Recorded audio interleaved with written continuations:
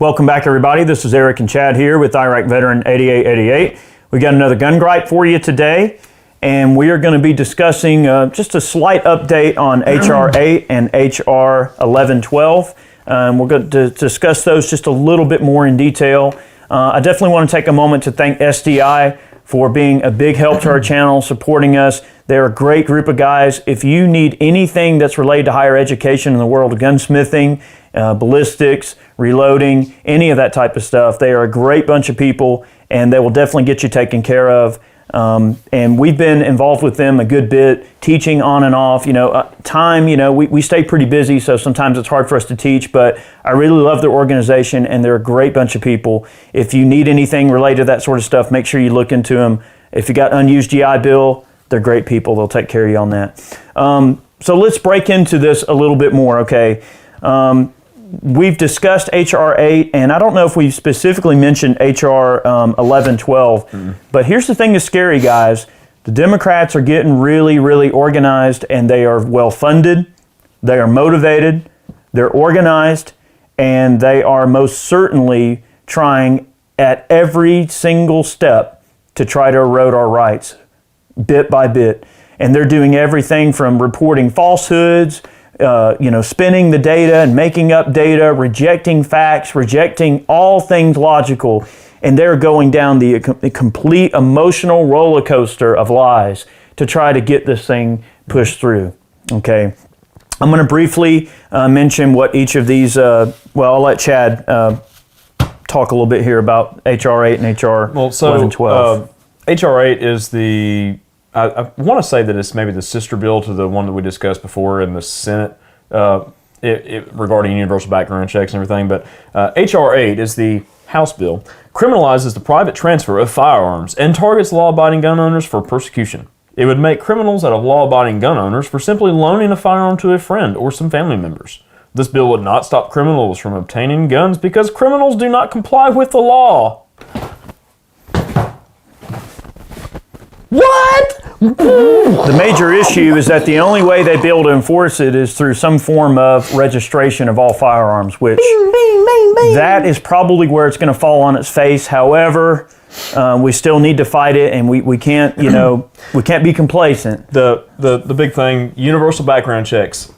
Hi, Eric. Can I borrow a gun from you to go hunting this weekend? Well, sure, Chad. Here you go. Woo, woo. All right, both of us are going to jail. That's what they want. You can't loan a gun to somebody without going to a federal firearms license holder and transferring it there in person and paying a fee. And the thing I read about this is that the transfers are voluntary. So if you go to a dealer and you say, hey, I need to transfer a gun to my buddy to go hunting this weekend, and then I need to transfer it back to me when he's done with it. Oh, I don't want to handle that. I don't want all that extra paperwork. Or what's to stop the government from saying, you know what, we just don't want to issue federal FFL anymore. We're not going to issue them anymore. What's just, so there's all these loopholes that they can exploit to try to strip you of your rights and your ability to protect yourself and your family. So as if that's not bad enough, 1112, HR1112, would allow the government to arbitrarily delay firearm purchases for over 20 days and make it much more difficult for law-abiding Americans to defend themselves and their families. So I got some more details about that in just a second. Go ahead. Well, hang on, I don't have the page pulled up. Well, it's pretty scary to think about, though, because, what if you've been involved in some life-changing situation where you're afraid for your life, you got mugged or something, somebody tried to hurt you, maybe you weren't a gun owner and you want to own a gun to protect yourself. You had a near-death experience, somebody tried to rob you, somebody tried to hurt you, or you're sending your daughter off to college and she needs a gun to protect herself when she's at college. Or, your daughter's leaving the house and she's going to be out in the world on her own and she needs something to protect her household. So you mean you're going to make that person wait for 20 days who needs protection now? And if there's nothing that's barring them from owning that gun, what kind of lunacy is that? It's just crazy. Yep. They literally want to make you a victim. Yep. And then punish you. It's just crazy. I know, it's stupid. So just some specifics here. Okay, so HR8 requires that loans, gifts, and sales of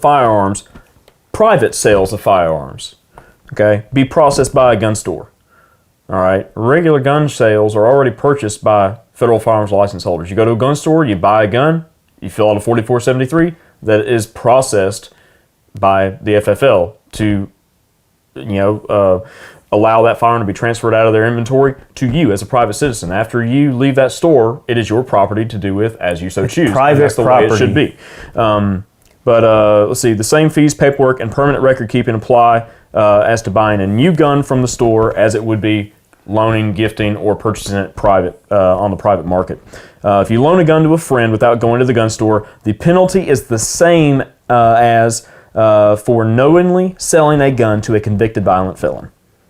Likewise, when the friend returns the gun, another trip to the gun store is necessary upon pain of felony. So, like I said, if we wanted to loan a gun to each other under this legislation, we would not be able to without going to a gun store to do it legally. Otherwise, we would be felons. Couple of issues. One is, do you realize how much paperwork that would cause? Much more paperwork. Okay, for one, it is a abnormally horrible burden for somebody to have to take on to do something like that. Two, it's way more paperwork and grief that the average FFL is going to have to go through. They're already busy enough trying to keep up with the current crap that's out there. Three, keeping up with all that paperwork is going to be an absolute nightmare. And then four, when the ATF inspectors are coming in to do inspections and audits of an FFL, it's been rumored and been thrown around that they've been making copies of these FFLs and recording and reporting some of the data, which they're not supposed to do. Nope. The DOJ does not allow them to retain information regarding ownership of firearms, specifically tying it to a gun to an owner and keeping track of that data. But it's been rumored that data is starting to be collected. Even though they're not supposed to do it, they are. And what this does, what 1112 does, is opens the door to that thing being even more. And you know what's going to happen, okay? They're going to have they're going to have no-knock raids and people are going to get hurt. They're going to have people signing off on warrants and putting police officers in undue danger over bullcrap that shouldn't even be a thing anyway. People are going to get put in jail or worse over something that shouldn't even be something to begin with, all because people need to protect their feelings. But my feelings, but we did something, but because reasons, but because we did something. Mm-hmm. That's not a good enough reason. You cannot restrict someone's gun rights because it hurts your feelings for people to be running around rampant with guns. That's just not how it works, okay? I mean, so what's next? What's next? So you give them this tiny inch and they're going to take a freaking light year. Mm-hmm. And that's, so there's part of it. There's some provisions. There's some... I can't talk to Bill Murray right now. Sorry. So there's some provisions in HR8 to allow the temporary transfer of firearms to other individuals, a partial exemption for immediate self-defense. So a temporary transfer that is necessary to prevent imminent death or great bodily harm if the possession by the transferee lasts only as long as immediately necessary to prevent the imminent death or great bodily harm. Hey, I think Johnny was going to come over here and kick my butt maybe next Tuesday. Do you think I could borrow that there firearm until about Wednesday? I think I'll be all right after that. I gave that gun back and he came on over on Thursday and he gave me a whooping. Why does it always have to be like rednecks? I don't know, because we're rednecks. I don't know. But really? That is so How in the asinine. world can anybody enforce that? That's the issue. I mean, and who would enforce it? Nobody. So what, are they going to have these brown shirts that go around and do compliance checks? There's no way that they can enforce this. There is just no possible way for this to be enforced, even if it does get passed. Guys, we have to fight this tooth and nail. That's enough with that one. I'm tired of talking about that. Oh my gosh, man! Ridiculous. This could go way down the rabbit hole. But make sure you go over to the GOA's website. There'll be a link in the description box where you can contact your reps, and you can definitely voice your opposition to both of these. Mm-hmm. And look, really, what this comes down to, whether or not any of the gun rights groups will say it or not, what this is Pelosi flexing her flabby little muscle, okay? And she's trying to show, I'm the speaker. and you better recognize that's all this is. This is just political pandering to her base is all this is. She's just trying to flex her muscle and make people think that she's important and she's the head you know what in charge, and it's all about her and she's doing something and she's appealing to her base. That's all this is. But we can't assume that we won't get some people dumb enough to vote this in. We have to make sure that our reps know that we definitely hate this idea and nobody supports it. And the mainstream media has been putting out more erroneous lies and data saying that, all the NRA members support expanded background checks and all the NRA members support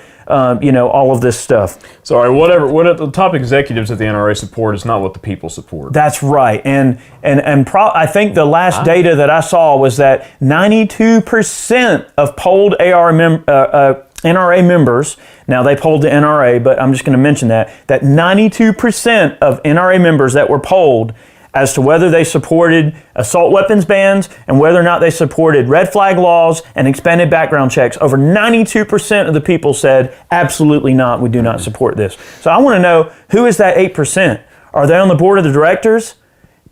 Who are they? I mean, it has to be somebody at the NRA said, yeah, I'd be all for that. All their first names are Elmer and their last names are Fudd. We have to identify that 8% and remove them from the organization.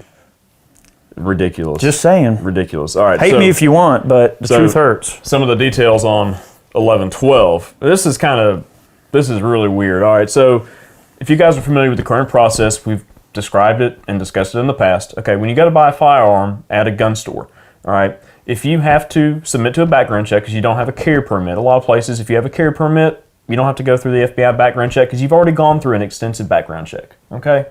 So you fill out the 4473 and you walk out with your gun. If you do have to go through a background check, they submit your information to the FBI, and usually the FBI gets right back to you within a few minutes, typically within 30 minutes, but sometimes it'll come back as delay, okay? So legally, currently, there's a 3 business day period that they have to process that background check. If that background check is not processed within 3 business days, then you can come back to that gun store and you can pick up your firearm because the FBI isn't doing their job. And so basically, they want to say 20 days instead of 3. I think it's let's see. It would eliminate the 3-day safety valve provision of the federal firearms background check system that provides government enforcement. I think it goes to 10 days.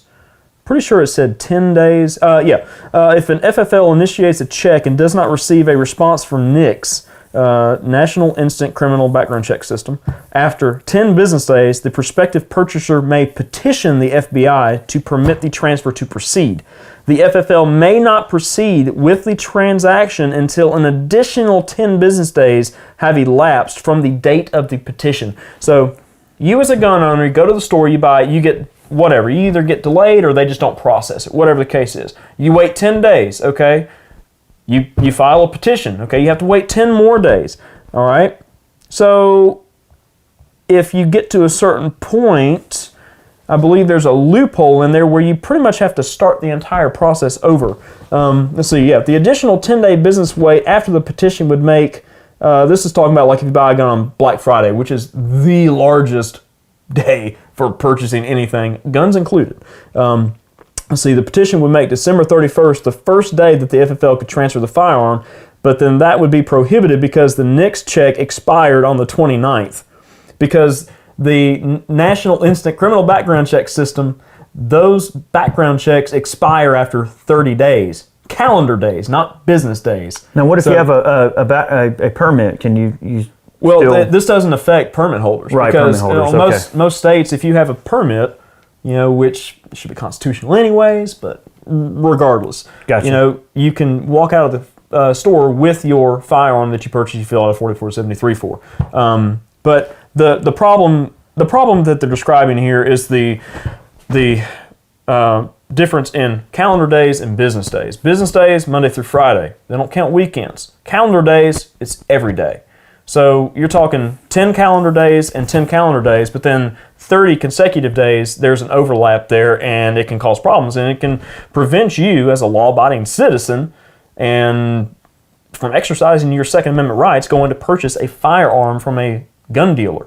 you could just get caught in this perpetual cycle where, oh, well, the FBI is not processing my background check, and I just keep having to start this process over. That has been a problem lately with NFA transfers. Like, everything gets taken care of. All the information gets sent to the FBI, but then they're lazy in processing the background Here's the checks. issue. So The danger of that is also, there's another thing that maybe people might not be thinking about, is that sometimes, a system can be perpetually made to be purposely inefficient. Okay, and that's the issue. You look at NICS, for instance. They could most certainly say, all right, you know what, by the way, we're just going to defund NICS and we're going to make it where they have a skeleton crew and they're going to be so overwhelmed that they can't possibly, in a million years, do their job to the fullest extent that they need to be able to do their job. Just like they do with ATF and the whole processing of all this NFA paperwork. They could easily say, you know what, we don't want people having this, we don't want people doing it, but because we can't make it go away, we'll just defund it and we'll make it so horribly long and difficult. And difficult to do anything with, that will make the system purposely inefficient. So it opens up the dangers of some bureaucrat in Washington saying, well, let's just defund the whole operation and we'll just see how much they like that. And it's legal because it's by the letter of the law. Make it such a huge burden on people to exercise their right that they just don't. And that's what they've tried to do with NFA. They've tried to make this the wait so long and so burdensome. I can't say that word. But they tried to make it such a burden that you just simply don't want to exercise your right. And I'm going to quote Martin Luther King.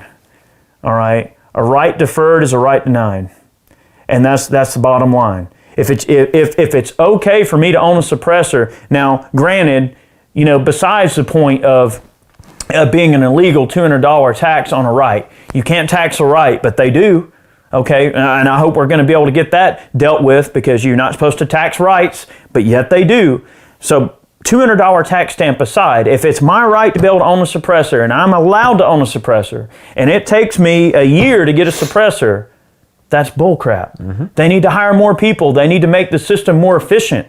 I guarantee you, if I was somebody wanting something from the government, I was wanting some type of benefit or aid, or I was wanting some, they would try to make that process, super, super convenient, right? When it comes to something that benefits them and their constituents. Well, because but when it comes to you exercising your rights, we're going to make that horribly inefficient because we don't want you to do it. Oh yeah, it's wrong. Make the process real easy to get on the government dole so they can control you. Make it very difficult to do anything that would go in the opposite direction. I mean, it's scary to think that these folks can literally just defund the whole thing, and that I think that's sort of an unintended consequence of this that people may not consider. This has a pretty good way of describing that. So, absent this provision, the FBI would have less incentive to conduct the NICS checks in a timely manner. Okay. Moreover, the agency would have free rein to indefinitely delay any transfers they deem either undesirable or for whatever political or purported public policy purpose they could concoct. This would turn all firearm sales from dealers into something akin to may-issue licensing. Like in some states, they have may-issue licensing for concealed carry permits. Like, I don't think we're going to give you a permit because I don't like what you said here on this letter to our city council or whatever, or you did this, or I don't know. We're just not going to give you a permit. You get a call from Joe Blow's Guns, and they say, well, sorry, we haven't heard back. You're just going to have to come in and restart the process. Oh, and by the way, you've already paid for the guns, so we have to hold your money another month. Delay you into oblivion. Yeah. I mean, and it may not be anything that the gun store itself has any control over, and people are going to be mad because they're like, "Dang, when do I get my gun?" And I mean, it's frustrating. This crap. I've said it in every video we've done so far on these new pieces of legislation that are coming down the pipeline. We're doing something. That's all these anti-gunners want their constituents to believe, is that they are doing something to fight gun violence. Gun violence. How about just violence in general? I mean, how about you punish people when they do bad things? I mean, come on. And you give good people the ability to stop people from doing bad things. How hard is that? They just want to be nannies, and they want to regulate everybody to death, and they're all for free speech and free love and free all this and that, unless you disagree with them. Then you're a horrible person. Yep. You're the cause of all their problems. So they claim to want all this stuff, but really they just want it for themselves, and they don't want anything to do with you. They reject your reality and substitute their own. Like Pelosi said, I reject your facts. What? Reject the facts? No. She rejects your facts. Right, your facts. Not the facts. Right, your facts. Right, because their facts are doctored up to meet their schemes. So, guys, I hope you saw the fun in this video, but it's no laughing matter. We have to make sure we're contacting our reps. And these are out of committee too. Yeah. So these are out of the judiciary. I can't say that word. Judiciary committee. Judiciary. So they're kind of on the queue to go onto the floor of the House to be voted on by your representative. So contact your reps and complain, and make sure you check the link in the description box below. I can't talk It's today. been a long day. It has been a long. I'm starting to have some mental fog and some mental slurs. My brain is outrunning my mouth here, but. Make sure that you contact your reps. Make sure you check out the link in the description box below. Make sure you're contacting all your people, guys. Yep. It's important. We can't sit on the sidelines. It's very important. Thank you very much for watching today's video. We hope you enjoyed it. I want to definitely take a moment to thank all of our Patreon supporters, all of the folks who purchase man cans or merch, product over on the website. All of those funds go right back into supporting our channel, allowing us to put this content out. Thank you so much for your patronage. Well, those of you who see value in what we do and you love what we do and you want to support us, those are the most direct ways that you can support us. Thank you very much for all of your viewership. Have a great day. Much more content on the way. We'll see you soon. See you guys.